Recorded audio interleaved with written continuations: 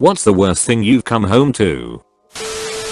I came home from a business trip with 3/4 of the furniture at my house gone. My wife of 20 plus years had left me for her high school sweetheart and moved across the country to be with him. She took everything she wanted and left me with divorce papers. Hard to imagine a 5,000 square feet house with nothing in it. Depressing for sure. Got home after work, sat down on my couch, caught a glimpse of something in the corner of my eye, turned towards the love seat and see a squirrel sitting on top of it. Then look behind the love seat and see that my air conditioner side paneling was torn to shreds and all over the floor. Chased the squirrel out and made better side paneling, but the squirrels never stopped trying to get in. It was horrible hearing them scratching and gnawing.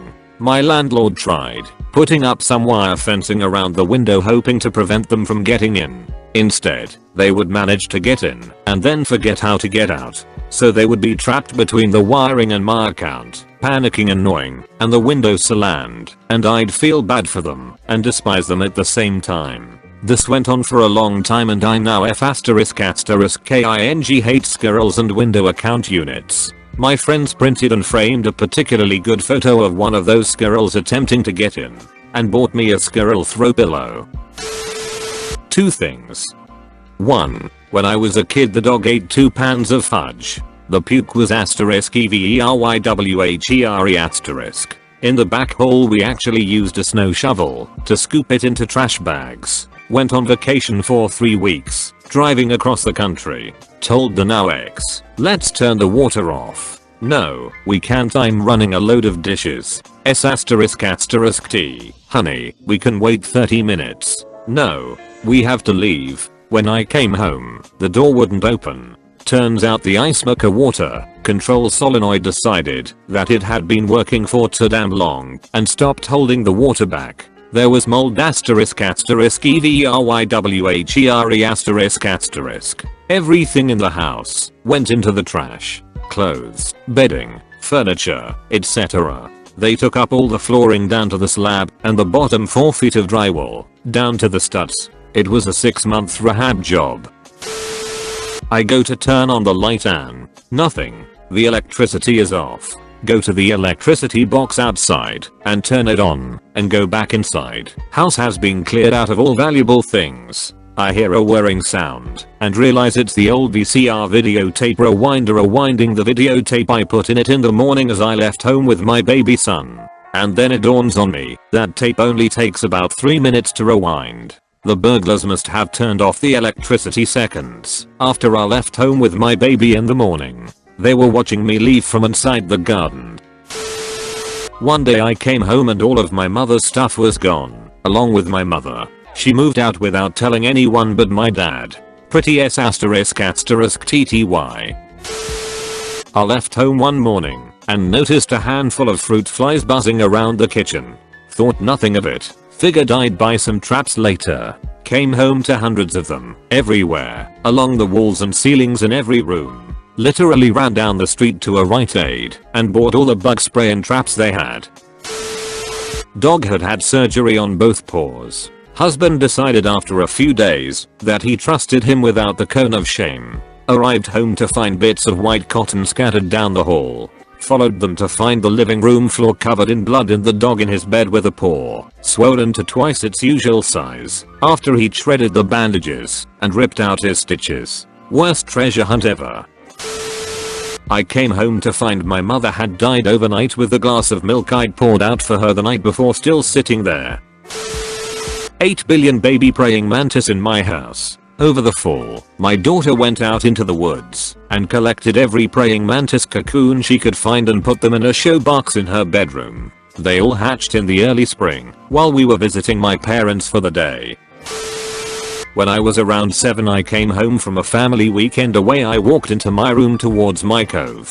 I had this hanging chain that you put your beanie babies on. As I passed it, it seemed like there was a bunch of dust particles in the air around me. I started moving my hands in front of my face, as if to push the dust particles from blocking my view. That was when I realized these were not dust particles, but rather hundreds upon hundreds of tiny baby spiders. While we were gone, tons of eggs hatched, and I was walking in all of them hanging from the ceiling on web strings. I immediately ran screaming into the shower and refused to go back in for days after my dad killed them all. That was the end of me having beanie babies. Time to grow up.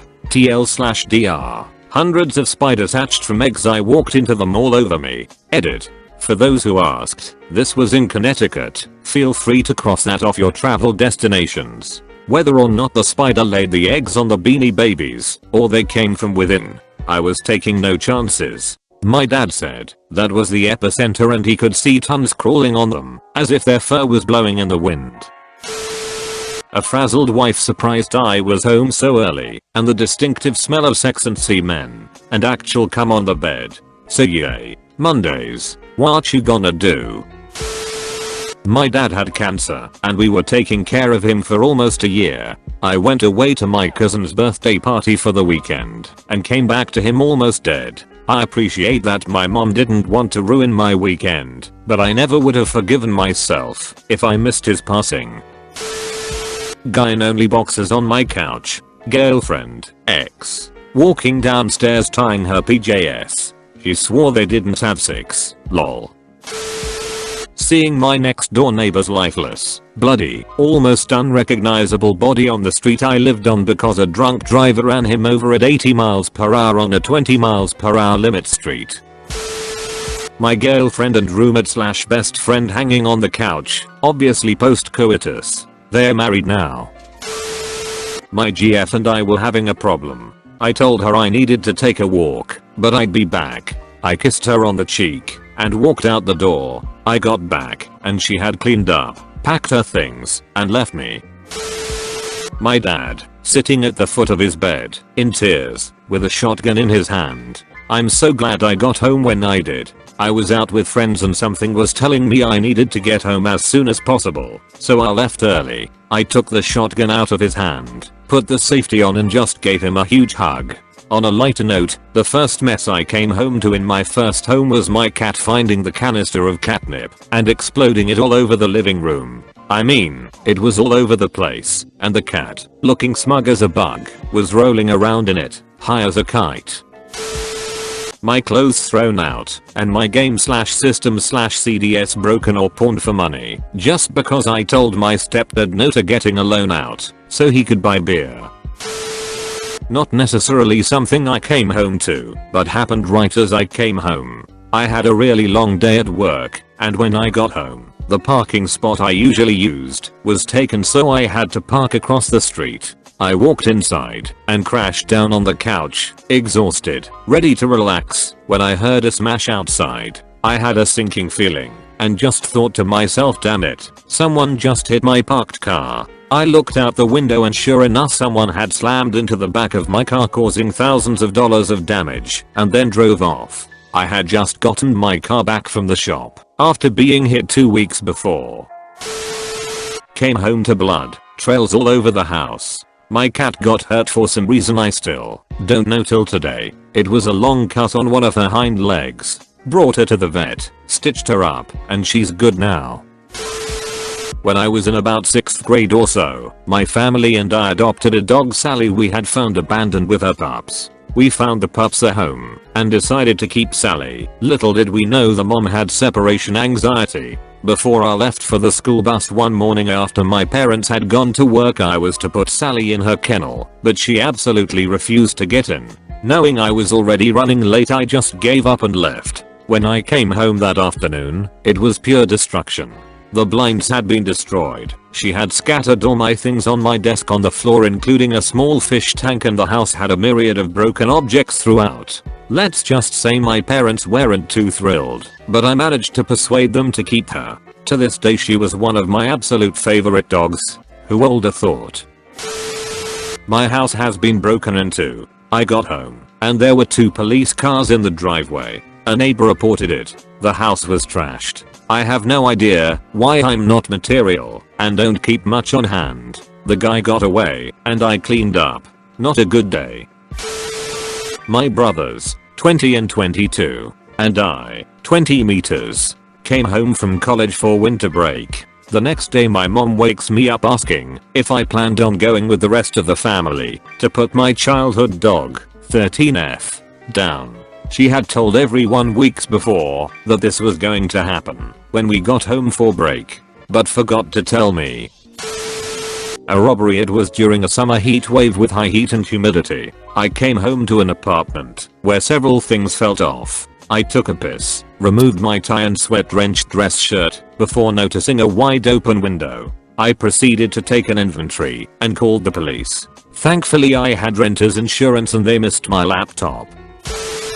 My best friend and I came back from a night out to my dorm room and found the door wide open, a bloody blanket on the floor and an empty room. Turned out that my roommate had drunkenly fallen off a lofted bed, cut her shin down to the bone on a piece of metal on the bed, and was so disoriented that she went into a different, unlocked dorm room and fell asleep on that person's bed. Best friend puked in the water fountain after seeing the blood. Ended up eating our post-night out Taco Bell cold in an waiting room while my roommate got stitches. A very memorable night. A screaming argument between my folks. I was hungover. I had just found my good group of buddies and we were going out on the weekends getting drunk and being young and dumb. I came home and went to bed. As I lay there drifting in and out of sleep I could hear a lot of ruckus. It wasn't unusual for them to argue or scream, but I do remember thinking my mom's voice had rarely sounded so raw, so full of pain. I thought, I'm 17, I'm hungover, I'm not going to deal with this, and went back to sleep. A few hours later I woke up. It was quiet. My dad was gone. I went into her bedroom. It was dark. The air stank of alcohol blended with vomit. That raw, ugly acidic odor. I went up to the bed. There was a splash of vomit on the floor and a thicky chalky pile of regurgitated pills. She tried to kill herself. Swarm of wasps in the hallway. Thousands of ladybugs that hatched were swarming around and on the white siding of the house. And then I went inside and a couple hundred were hanging out in my living room on the ceiling. Kid decided to remove diaper after pooping, then smear the poop everywhere. Wife was covered in it and everyone was screaming. When I walked in I assumed someone was severely injured. Edit. This isn't even the most memorable poop story, just the most recent. This one was also one that fell to my lovely wife to deal with. Let me tell you about the death of Potsy. Back when my kids were maybe 2 and 4, they had this cooking pot toy. It would chatter away as you played with it, singing about food and colors. They also had this pop-up tent in their play area. Well, somehow, the 2-yo pooped in Potsy. It starts singing. Every food has a special color. Well, the 4-yo takes Potsy directly to the play kitchen and starts pretending to cook with it. At this point, they're playing quietly, so no alarms have been raised. Of course the 4-yo then takes the Potsy pot of poop porridge and starts trying to feed it to the 2-yo. This is when the drama started, as well as the smearing. Potsy died that day, well loved and full of stew. The tent was also a victim, as were some of the pretend veggies and utensils that came with Potsy. I came home, and half of the playroom was gone, and my wife had the 1,000-yard stare. We've since bought another Potsy, but the legend lives on. Muddy puppy paw prints everywhere. Oh wait, that's not mud. Dear God. I came out from work on a heavy rain day in late autumn to find my new used car flooded. The sunroof didn't seal properly and leaked a lot. At first I didn't notice because I had parked facing downward on a hill. I started up the car, pulled out, and, upon hitting level ground, a 4-inch wave of icy cold water sloshed over my feet from under the dash. I couldn't get my head around it, just couldn't grasp what was happening. Stopping in the middle of traffic I just sat there staring down at the wading pool on the floor of my new used car. After a few moments someone honked, so I drove home. Yes, I knew I should go directly to the dealership, or a repair shop, or somewhere other than my own garage. But I didn't. I drove across town with water sloshing back and forth around my feet, like in a sinking ship. I remember laughing out loud at one point, thinking maybe I can dry it out with the leaf blower. In the end I sucked it out with a shop vac, and manhandled a full-sized dehumidifier into the backseat, rigged up to extension cords to run all night. I went out every couple of hours to empty it, and the next day I parked it in the sun, and left all the windows down. After a few days it was dry, so I took it in, to have the sunroof repaired. To this day I have no idea why I didn't want anyone to know what happened. It's not as if it were my fault or anything. Maybe just that the experience was so weirdly surreal that I couldn't break the spell. Dog S *** G the house. Roomba didn't know. A dead rat on my living room floor with its heart ripped out. *SIGH**. Cats.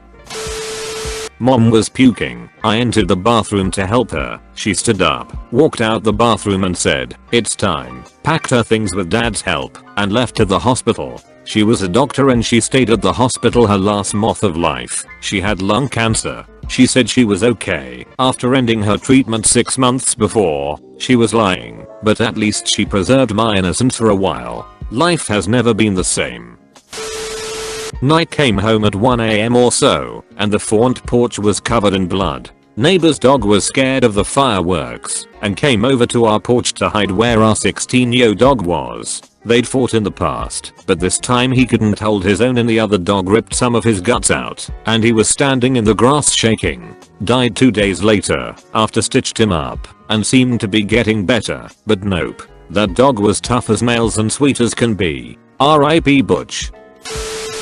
I had been out of the country for 3 days at a music festival. Came home to my front door crowbarred in, and my entire house trashed. They had taken my TV, DVDs, laptops, etc. But the cherry on top of the ***T cake, they emptied my box of sex toys, so the forensics team had to dust my dildos for fingerprints. Edit. Forgot the best bit. The only DVD they left untouched, out of a collection of 200 plus, was a copy of Marley and Me. I truly think it was their final F******KU as they were leaving. Stepfather trying to kill my pregnant mom. F*****KER wasn't even arrested for it. One morning when we were leaving for work, my wife noticed that the dog had eaten half a pack of sugarless gum. At the time, we did not know that the sweetener in sugarless gum, xylitol, is dangerous for dogs. We just went to work. We were fortunate in that her health was fine, as xylitol can be deadly. She was okay, but we came home to a ghastly smell in the house. The dog was sitting in 0.5 inches / 1.3 centimeters deep liquid ***T in her crate. She was coated head to toe in it and was excited to see us and wagging her tail, sending a spray 4 feet / 120 centimeters in every direction. It took hours to clean her and the room up and days to get rid of the smell. My 1-year-old son's empty room after his mother and I split up. We planned on 50/50 custody, but she took everything. I closed the door and didn't open it for the 3 months that I had to live there. I came from a broken home and promised myself I'd never do that to my child. I'd felt like such a failure. Edit. I still got to see him regularly. She moved to a different country a year or so after and signed over sole custody to me. It was just rough at first living in a house full of broken dreams. Significant other and some other guy on my birthday. Took me years to get over that. My casual boyfriend doing full demolition on my master bathroom. I had mentioned I would like to remodel it someday. Make sure to like and subscribe for more daily content. Thanks for watching.